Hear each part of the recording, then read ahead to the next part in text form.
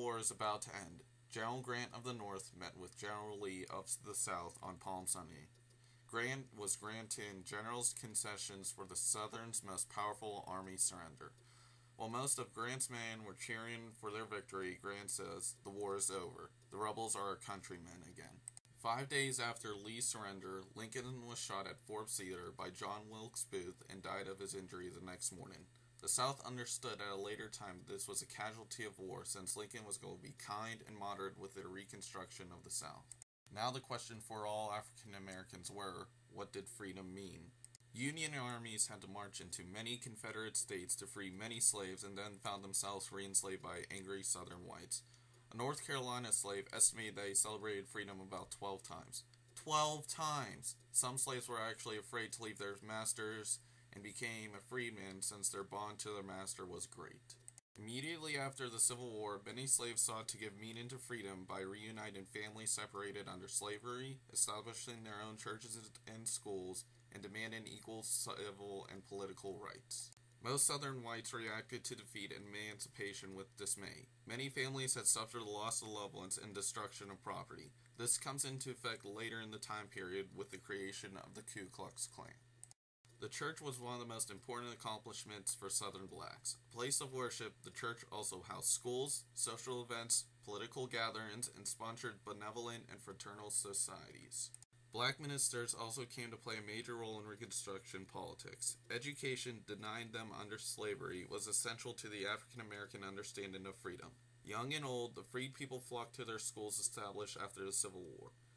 Reconstruction also witnessed the creation of the nation's first black colleges, including Howard University in Washington, D.C., Fisk University in Tennessee, and Hampton Institute in Virginia. The next big step for African Americans came from Congress when it had passed the Freedmen's Bureau on March 3, 1865. This bureau was supposed to provide clothing, food, medical care, and education to freedmen and white refugees in the South. The Bureau had most of its success in education because so many slaves wanted to close the gap between whites and themselves, and they also wanted to learn how to read the Bible.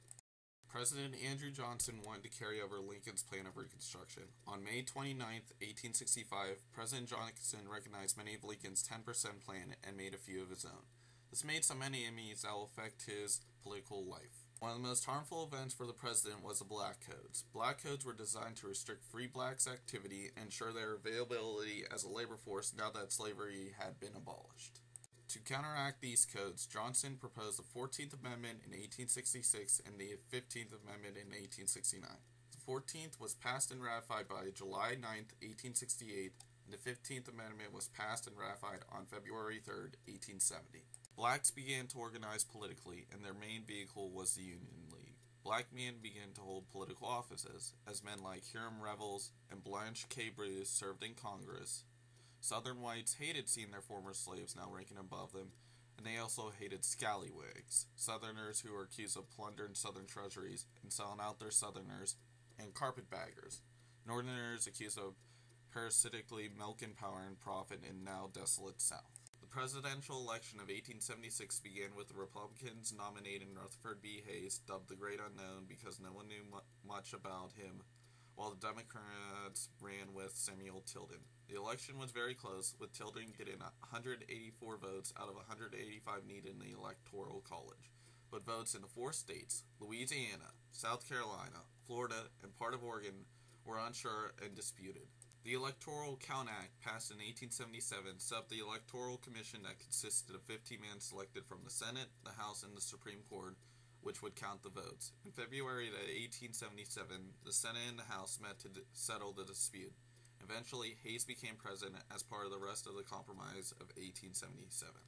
The South got military rule in Reconstruction to end when the military pulled out of the South. The Compromise of 1877 abandoned the blacks in the South by withdrawn troops, and their last attempt at protection of black rights was the Civil Rights Act of 1875, which was mostly declared unconstitutional by the Supreme Court in the 1883 civil rights cases. As Reconstruction ended and the military returned northward, whites once again asserted their power. Literary requirements for voting began, voting registration laws emerged, and poll taxes began.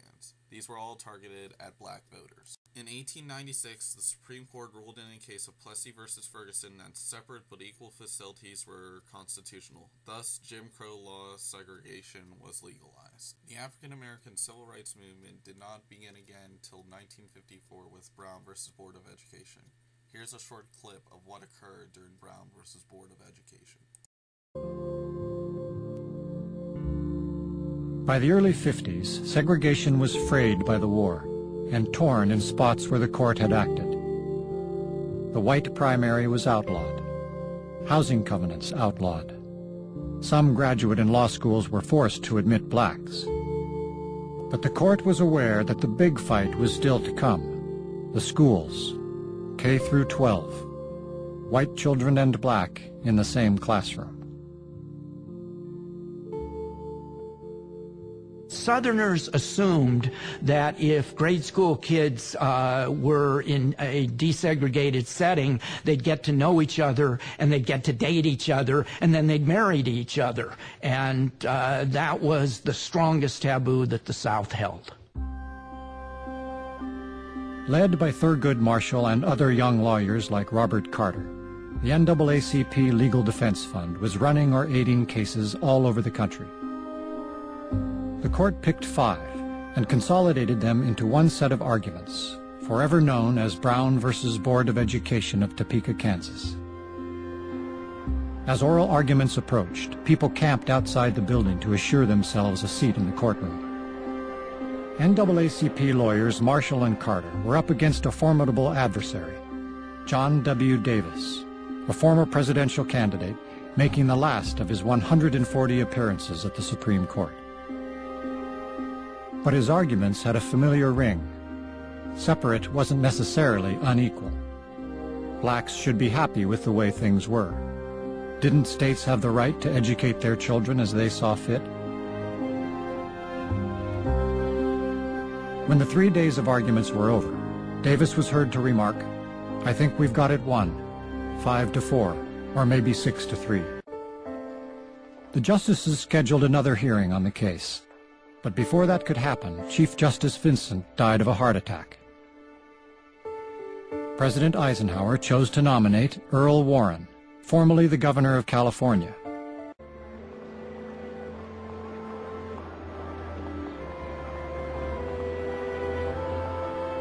On May 17, 1954, there were signs.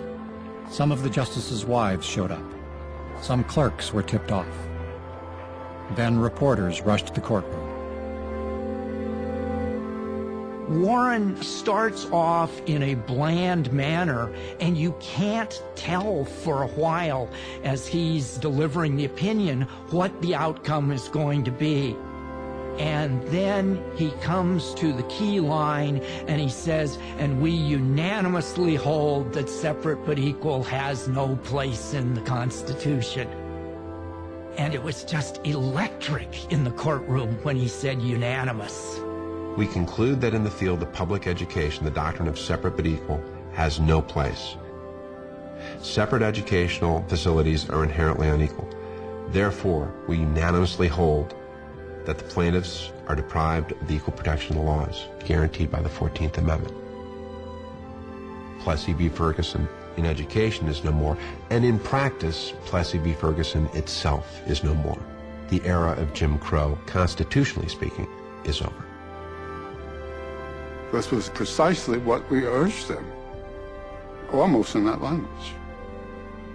So it was gratifying to have the opinion come down almost in the language of the argument that we made to them. In 1951, I'd used a plain geometry book that had been used by a white student in 1935. Brown said that that was over. The hand-me-down tubas that I played in the high school band from the white high schools, it said to me that that was ended. And it said to me that at some point, I would not have to travel from Atlanta to Greencastle in Indiana to get an undergraduate degree. That my family, my cousins, my neighbors could go to Georgia Tech and to the University of Georgia. The Supreme Court decision of 1954 was for me the Magna Carta. It was the second emancipation. It was a great moment. Rosa Parks began a revolution with African American civil rights just by deciding to sit. Rosa Parks stepped onto the bus for a ride home and sat in the fifth row, the first row of the colored section. In Montgomery, Alabama, when a bus became full, the seats nearer the front were given to the white passengers. Montgomery bus driver James Blake ordered Parks and 3 other African Americans seated nearby to move to the back of the bus. 3 riders complied, Parks did not. "Are you going to stand up?" the driver demanded. Rosa Parks looked straight at him and said no. Flustered and not quite sure what to do, Blake retorted, "Well, I'm going to have you arrested." And Parks, still sitting next to a window, replied softly, "You may do that." After Parks refused to move, she was arrested and fined $10. During that same year, Martin Luther King Jr. and Ralph Abernathy organized a boycott of Montgomery buses. On Monday, December 5th, 1955, the boycott went into effect. To their surprise and delight, 99% of the city's African Americans refused to ride the buses.